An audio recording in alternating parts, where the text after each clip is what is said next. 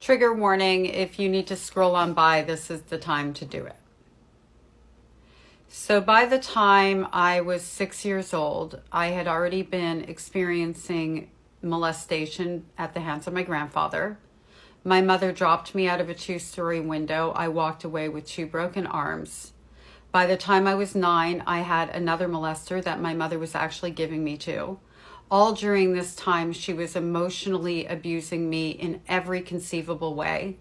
By the time I was 12, I lost my virginity, not even knowing what that word meant, to a rape. By 13, I ended up living on the streets because I ran away from home because I couldn't take what was going on anymore. During that period of time, I also ended up being trafficked for labor and sexually assaulted.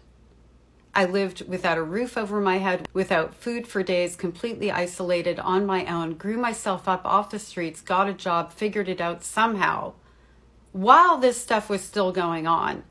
And by 17, I had a little baby girl. And you know what I didn't do to that little baby girl? Having no healing, no therapy, no nothing. And in fact, social services threw me back into the house where I was being abused. And my mother sabotaged any opportunity I had to go to therapy at that time. And again, you know what I didn't do? You know what I didn't take with that generational trauma? I didn't abuse my child. So no, not everybody has access to healing. You're right about that. Not everybody can get to therapy services. You're right about that. That part isn't black and white.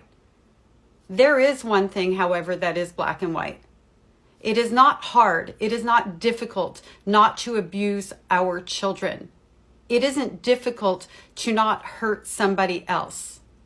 It's just not.